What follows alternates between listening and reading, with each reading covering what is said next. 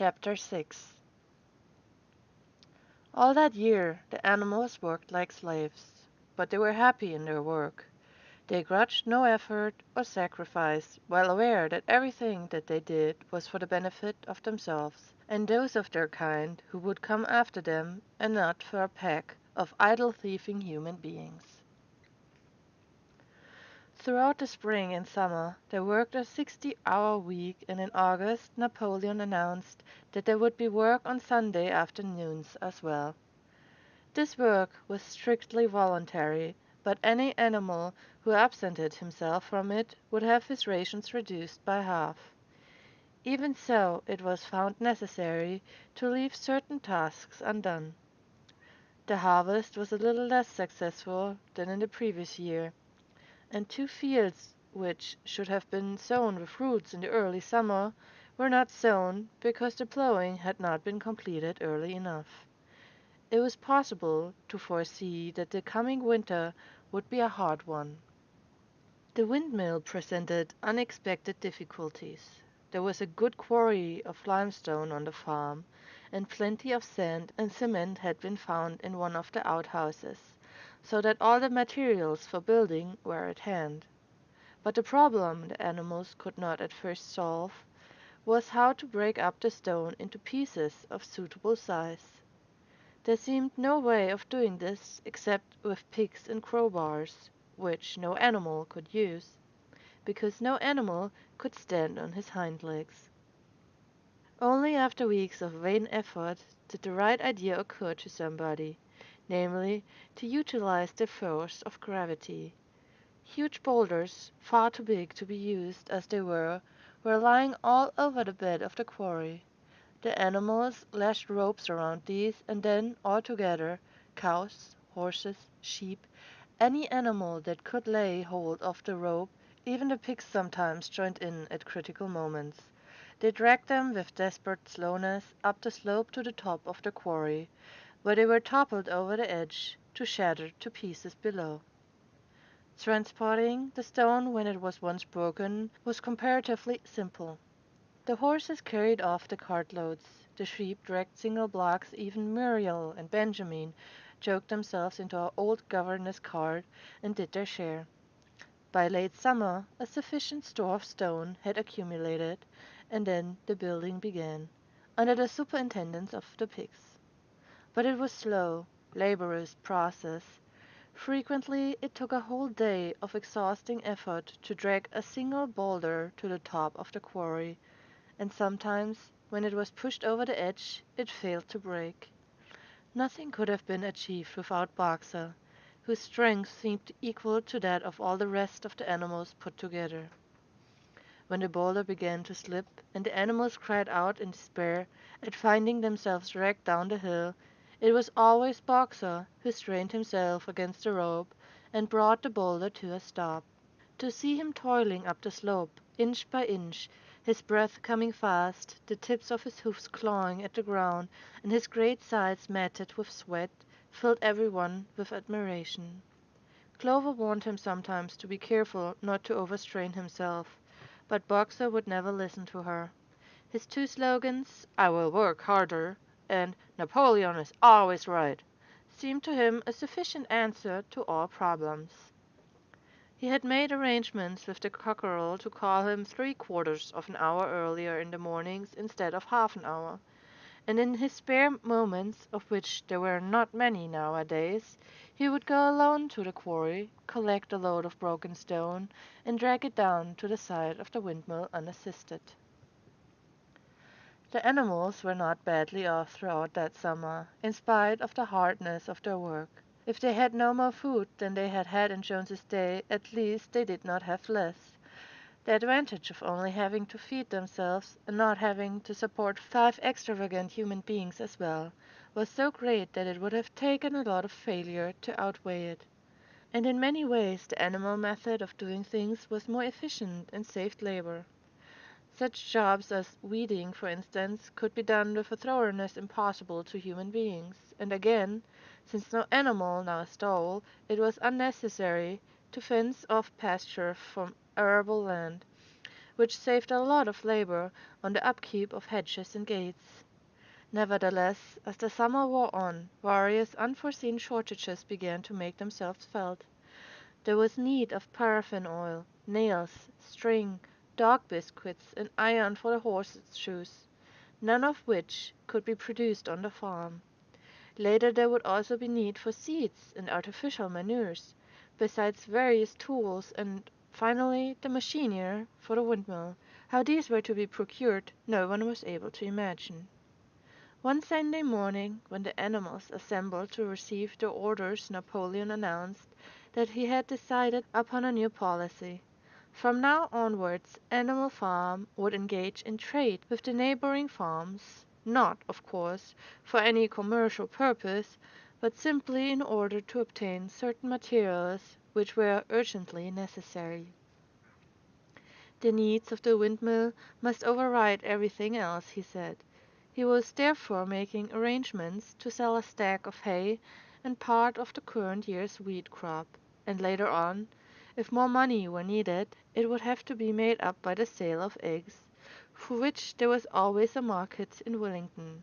The hens, said Napoleon, should welcome the sacrifice as their own special contribution towards the building of the windmill. Once again the animals were cautious of a vague uneasiness, never to have any dealings with human beings, never to engage in trade, never to make use of money. Had not these been among the earliest resolutions passed at the first triumphant meeting after Jones was expelled? All the animals remembered passing such resolutions, or at least they thought they remembered it. The four young pigs who had protested when Napoleon abolished the meetings raised their voices timidly, but they were promptly silenced by a tremendous growling from the dogs. Then, as usual, the sheep broke into "4 legs good, 2 legs bad," and the momentary awkwardness was smoothed over. Finally Napoleon raised his trotter for silence, and announced that he had already made all the arrangements. There would be no need for any of the animals to come in contact with human beings, which would clearly be most undesirable. He intended to take the whole burden upon his own shoulders. A Mr. Whymper, a solicitor living in Wellington, had agreed to act as intermediary between Animal Farm and the outside world, and would visit the farm every Monday morning to receive his instructions. Napoleon ended his speech with his usual cry of "Long live Animal Farm!" and after the singing of Beasts of England the animals were dismissed. Afterwards Squealer made a round of the farm and set the animals' minds at rest. He assured them that the resolution against engaging in trade and using money had never been passed or even suggested. It was pure imagination, probably traceable in the beginning to lies circulated by Snowball. A few animals still felt faintly doubtful, but Squealer asked them shrewdly, "Are you certain that this is not something that you have dreamed, comrades? Have you any record of such a resolution? Is it written down anywhere?" And since it was certainly true that nothing of the kind existed in writing, the animals were satisfied that they had been mistaken. Every Monday Mr. Whymper visited the farm as had been arranged. He was a sly-looking little man, with side whiskers, a solicitor in a very small way of business, but sharp enough to have realized earlier than anyone else that Animal Farm would need a broker, and that the commissions would be worth having. The animals watched his coming and going with a kind of dread, and avoided him as much as possible. Nevertheless, the sight of Napoleon on all fours, delivering orders to Whymper, who stood on 2 legs, roused their pride and partly reconciled them to the new arrangements. Their relations with the human race were now not quite the same as they had been before. The human beings did not hate Animal Farm any less now that it was prospering. Indeed, they hated it more than ever. Every human being held it as an article of faith that the farm would go bankrupt sooner or later, and, above all, that the windmill would be a failure. They would meet in the public houses and prove to one another, by means of diagrams, that the windmill was bound to fall down, or that if it did stand up, than that it would never work. And yet, against their will, they had developed a certain respect for the efficiency with which the animals were managing their own affairs. One symptom of this was that they had begun to call Animal Farm by its proper name, and ceased to pretend that it was called the Manor Farm. They had also dropped their championship of Jones, who had given up hope of getting his farm back and gone to live in another part of the country. Except through Whymper there was as yet no contact between Animal Farm and the outside world, but there were constant rumors that Napoleon was about to enter into a definite business agreement either with Mr. Pillington of Foxwood or with Mr. Frederick of Pinchfield, but never, it was noticed, with both simultaneously. It was about this time that the pigs suddenly moved into the farmhouse and took up their residence there. Again the animals seemed to remember that a resolution against this had been passed in the early days, and again Squealer was able to convince them that this was not the case. It was absolutely necessary, he said, that the pigs, who were the brains of the farm, should have a quiet place to work in.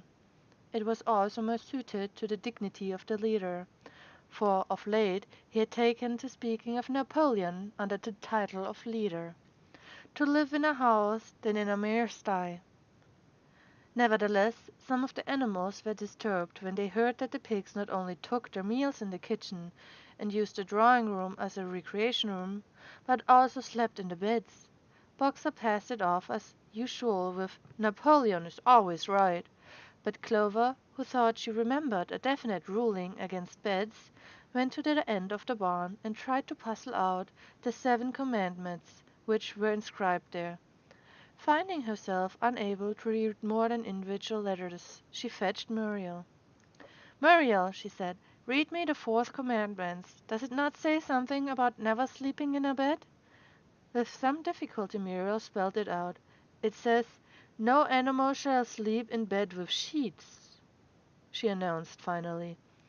Curiously enough, Clover had not remembered that the 4th commandment mentioned sheets, but as it was there on the wall, it must have done so, and Squealer, who happened to be passing at this moment, attended by 2 or 3 dogs, was able to put the whole matter in its proper perspective. "You have heard, then, comrades," he said, "that we pigs now sleep in the beds of the farmhouse? And why not? You did not suppose, surely, that there was ever a ruling against beds. A bed merely means a place to sleep in. A pile of straw in a stall is a bed, properly regarded. The rule was against sheets, which are a human invention. We have removed the sheets from the farmhouse beds and sleep between blankets. And very comfortable beds they are too, but not more comfortable than we need, I can tell you, comrades, with all the brain work we have to do nowadays. You would not rob us of our repose, would you, comrades? You would not have us too tired to carry out our duties? Surely none of you wishes to see Jones back?" The animals reassured him on this point immediately, and no more was said about the pigs sleeping in the farmhouse beds. And when, some days afterwards, it was announced that from now on the pigs would get up an hour later in the mornings than the other animals, no complaint was made about that either. By the autumn the animals were tired but happy. They had had a hard year, and after the sale of part of the hay and corn the stores of food for the winter were none too plentiful, but the windmill compensated for everything. It was almost half built now. After the harvest there was a stretch of clear dry weather, and the animals toiled harder than ever, thinking it well worth while to plod to and fro all day with blocks of stone, if by doing so they could raise the walls another foot. Boxer would even come out at nights and work for an hour or two on his own by the light of the harvest moon. In their spare moments the animals would walk round and round the half-finished mill, admiring the strength and perpendicularity of its walls, and marveling that they should ever have been able to build anything so imposing. Only old Benjamin refused to grow enthusiastic about the windmill, though, as usual, he would utter nothing beyond the cryptic remark that donkeys live a long time. November came, with raging southwest winds. Building had to stop because it was now too wet to mix the cement. Finally there came a night when the gale was so violent that the farm buildings rocked on their foundations, and several tiles were blown off the roof of the barn. The hens woke up squawking with terror, because they had all dreamed simultaneously of hearing a gun go off in the distance. In the morning the animals came out of their stalls to find that the flagstaff had been blown down and an elm tree at the foot of the orchard had been plucked up like a radish. They had just noticed this when a cry of despair broke from every animal's throat. A terrible sight had met their eyes. The windmill was in ruins. With one accord they dashed down to the spot. Napoleon, who seldom moved out of a walk, raced ahead of them all. Yes, there it lay, the fruit of all their struggles levelled to its foundations. The stones they had broken and carried so laboriously scattered all around. Unable at first to speak, they stood gazing mournfully at the litter of fallen stone. Napoleon paced to and fro in silence, occasionally snuffing at the ground. His tail had grown rigid and twitched sharply from side to side, a sign in him of intense mental activity. Suddenly he halted, as though his mind were made up. "Comrades," he said quietly, "do you know who is responsible for this? Do you know the enemy who has come in the night and overthrown our windmill? Snowball!" he suddenly roared in a voice of thunder. "Snowball has done this thing in sheer malignity, thinking to set back our plans and avenge himself for his ignominious expulsion. This traitor has crept here under cover of night and destroyed our work of nearly a year. Comrades, here and now I pronounce the death sentence upon Snowball. Animal hero second class, and a half bushel of appeals to any animal who brings him to justice, a full bushel to anyone who captures him alive."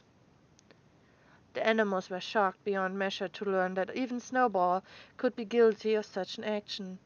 There was a cry of indignation, and everyone began thinking out ways of catching Snowball, if he should ever come back. Almost immediately the footsteps of a pig were discovered in the grass at a little distance from the knoll.